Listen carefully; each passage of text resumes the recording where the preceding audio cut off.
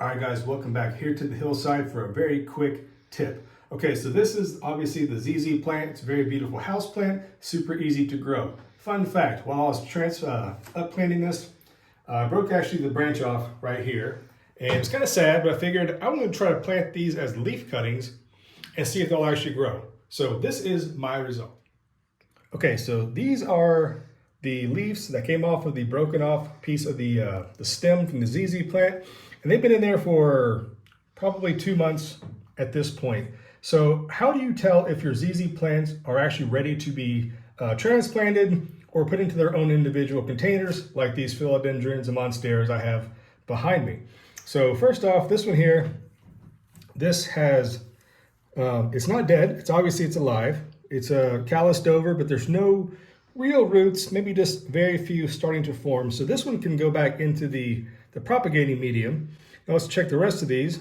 Now this one here, you can tell it is just now starting to form a little bulb right here and a little root, but it's still too small to transplant into its own pot just yet. So we're going to set this one aside as a maybe. But I kind of accidentally knocked this over and I kind of know which ones are which, but let me show you what it should look like when it's time to transplant this into a bigger container. So I'm just going to just kind of gently work this one out of the soil. And there you go. Now see guys, this little bulb right here, there's some nice roots on it. This is the optimum time for you to transplant this into its own individual cup and give it a chance to kind of establish and grow. I would recommend something like a 4-inch pot. This small little nursery plastic container is fine as it's getting it reestablished. These plants, like I mentioned, have a bulb, a little succulent part here. So these plants are used to going extended periods without water. So this is not something you want to really just keep soaking wet all the time, especially when it's just a small single leaf with a few roots. That's a way you can actually kill your plant by keeping it too wet.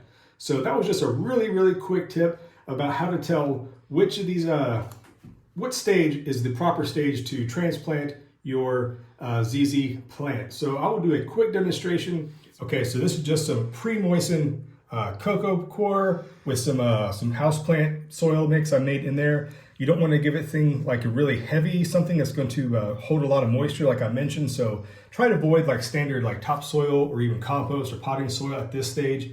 And guys, it's super simple. I've showed you how to do this many, many times, but if it's your first time here, thank you. Please consider subscribing for more plant knowledge and experiments. Now, you don't want to bury this up to the stem like this. That would be bad.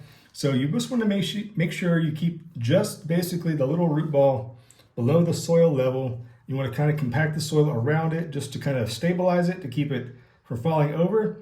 Give that a little bit of a watering in, maybe not even really necessary. Like I said, this is pre-moistened potting medium. I find a lot of times when you transplant things like this and then you just douse it with water, it makes the plant unstable. Some parts can get kind of, it'll sink down. This is perfectly fine. Keep this little guy here, not in a bright sunny window. How would you like to be put into a bright sunny window right after you've been transplanted? Can't imagine it being good, especially with these plants that are actually more of a shade loving or tolerant of low light. We'll put it that way, more tolerant of low light. So that's all I would do for this. That's all you need to do. And eventually you get something like this after maybe a year or two. I'm not sure how long it will take to actually produce a plant of this size from a leaf cutting, but I guess time will tell, and I'll keep you guys up to date. So thanks for watching this quick hillside gardener tip about propagating ZZ plants from leaf cuttings, when to transplant them, and how to do it. All right, guys, until next time, I'll see you. Bye-bye.